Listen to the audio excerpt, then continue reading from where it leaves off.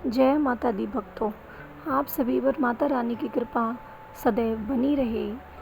आज माता रानी का तीसरा नवरात्रा है। आज के दिन माँ चंद्रघंटा की पूजा की जाती है। आज की इस वीडियो में मैं आपको माता की कथा और उन पर चढ़ाई जाने वाला भोग के बारे में बताऊंगी। कृपया ध्यान से सुनिए और मेरी गलतियों को क्षमा करिए। आज नवरात्रि का तीसरा दिन है। इस दिन विशेष रूप से माँ चंद्रघंटा की पूजा की जाती है। ऐसा माना जाता है कि जो भी व्यक्ति माँ चंद्रघंटा की पूरी श्रद्धा भक्ति से आराधना करता है वह पराक्रमी और निर्भय हो जाता है।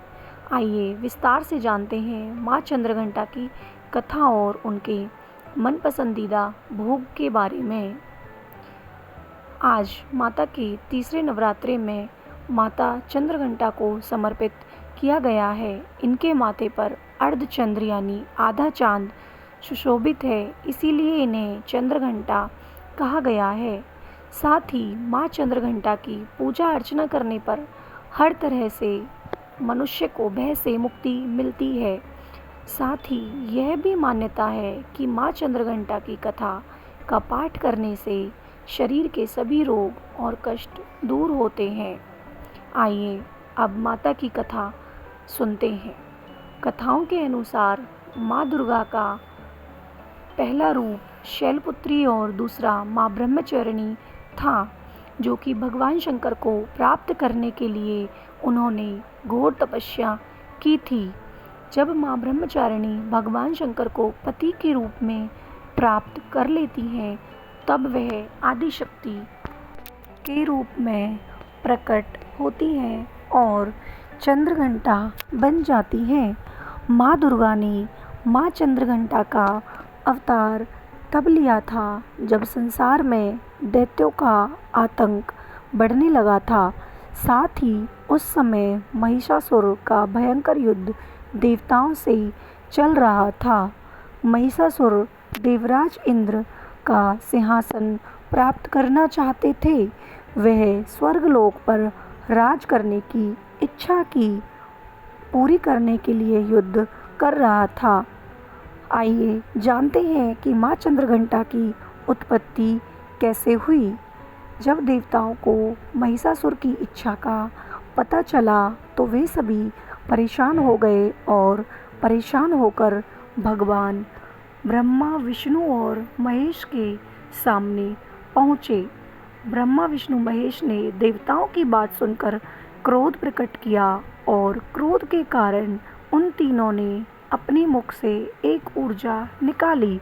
उस ऊर्जा से एक देवी अवतरित हुई। उस देवी को भगवान शंकर ने अपना त्रिशूल, भगवान विष्णु ने अपना चक्र, इंद्र ने अपना घंटा, सूर्य ने अपना तेज और तलवार और सिंह प्रदान किया।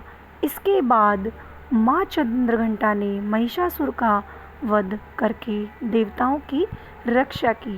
ये थी माँ चंद्रघंटा की कथा। आओ अब माँ चंद्रघंटा के पसंदीदा भोग के बारे में जानते हैं। नवरात्रि में माँ दुर्गा के 9 अलग अलग रूपों की अलग अलग तरह से पूजा की जाती है और उन्हें भोग लगाया जाता है। माँ चंद्रघंटा को साबूदाने की या केसर की खीर का भोग लगा सकते हैं। पंचामृत यानी दूध, दही, घी, शहद और गंगा जल का मिश्रण करके हम माँ चंद्रघंटा को भोग लगा सकते हैं। यह मिश्रण 5 पवित्र पदार्थों से बना होता है, जिनमें से प्रत्येक का अपना महत्व है। दूध की शुद्धता और पोषण का प्रतीक माना जाता है, इसीलिए आप माँ चंद्रघंटा को कच्चा दूध भी चढ़ा सकते हैं। वहीं माँ चंद्रघंटा को बहुत प्रिय है दही और सादा फलों का हम भोग माँ को लगा सकते हैं। ये थी माँ चंद्रघंटा की कथा और उनको पसंदीदा भोग कैसे अर्पित करें। अगर आपको मेरी वीडियो अच्छी लगी हो तो मेरी वीडियो को लाइक करें और चैनल को सब्सक्राइब करें। जय माता दी। माता रानी आपको और आपके परिवार को सदैव खुश रखे।